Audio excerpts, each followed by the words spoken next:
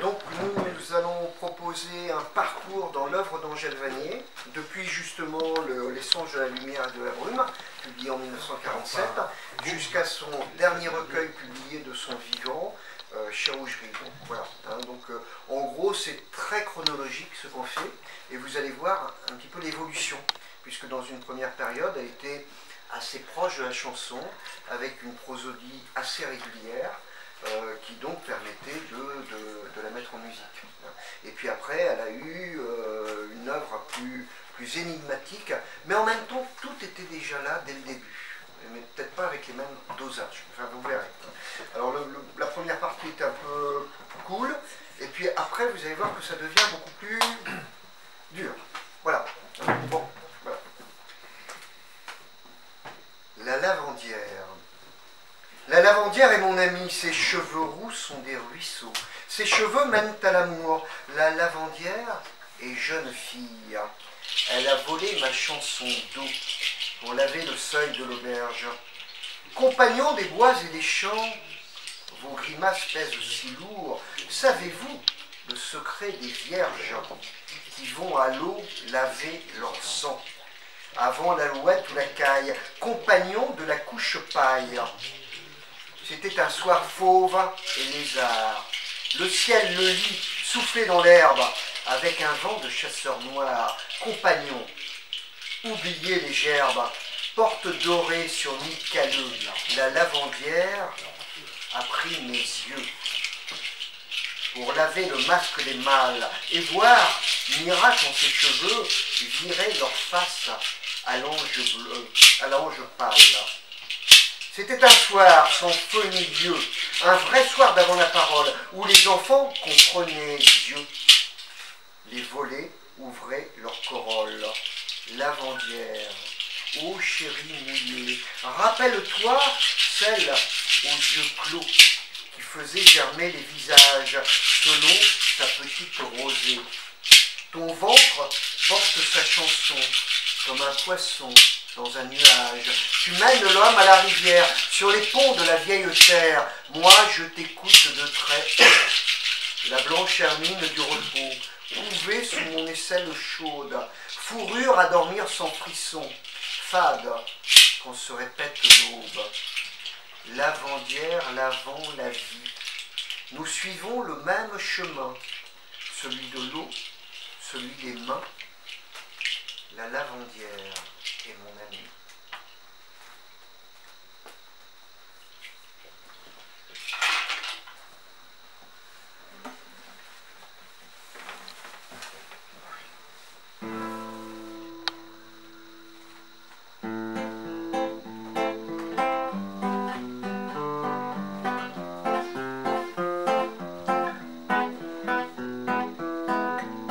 Le vieux vin rieur arrosait l'âpre gosier de la vallée, et les servantes, fleurs coupées, couvraient les bras d'un vagabond, patiné par le sel des routes.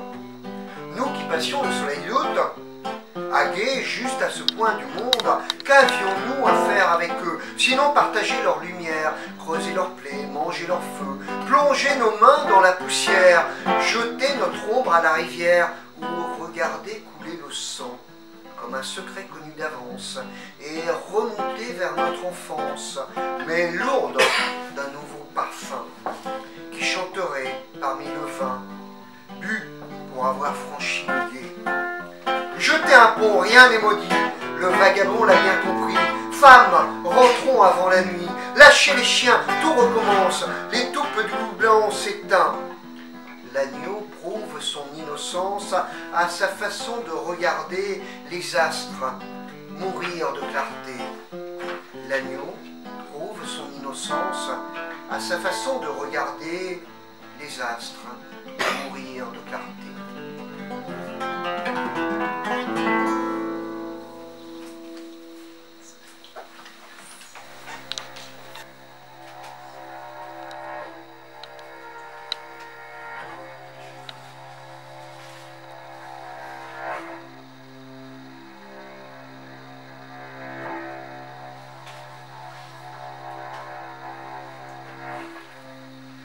Et c'est en nous, de grands nuages lents qui nous nous aveugle.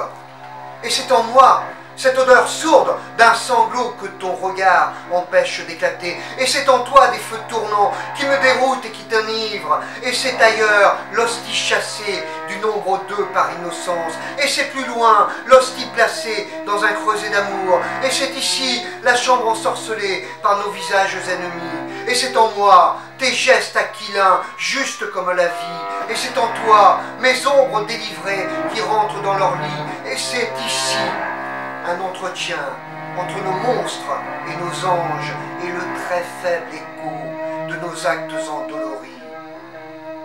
Le corps à corps quitte en ténèbres et s'accomplit selon la qualité du sang qui nous obsède. Et c'est encore ici des fantasmes laiteux qui nous abreuvent. Et la paix cise en sa propre langue éternelle. Et c'est en toi la certitude qui chemine avec ses lois profondes et ses détournements majeurs et ses étoiles fixes intégrées sans peur. Et c'est en moi des fugues animales qui flairent le printemps et la forêt plus proche qu'on ne croit. Et c'est pourtant la vérité triangulaire, tracée d'une main ferme et prête à nous saisir, mon bien-aimé. Incarnons-nous ensemble dans l'espace d'un baiser neuf. C'est de toi seul que je tiendrai mon diadème et que l'eau de ce vieux miroir nous reçoive son temps pour nous nourrir de son secret. La fin du monde est trop petite pour nos mains. Justifions-nous avant la nuit.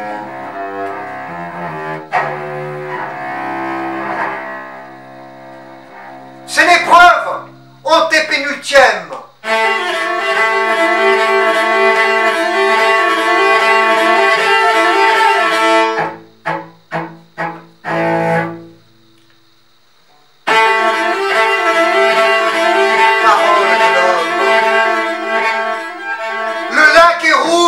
Au centre du salon. Je ne crains pas le sang des roses de minuit. J'interviendrai dans ton sommeil avec la lampe des ancêtres. Les âmes de tes morts encombrent ton sommeil et trahissent le jour. Tes gestes, tes paroles, c'est dans leur propre feu qu'il faut tailler le seul miroir propre à surprendre les remous de leur visage. Le lac est rouge au centre du salon.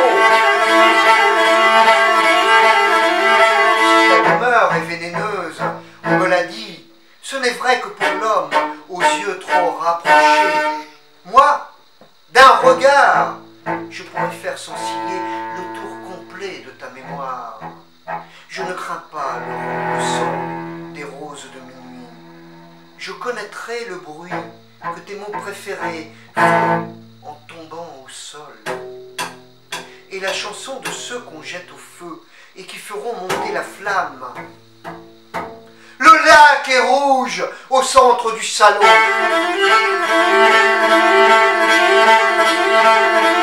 J'interviendrai dans ton sommeil. Je déprendrai la suicider, femme chargée de trop de femmes noires, noires à force de blancheur, qui se balancent dans ta gorge.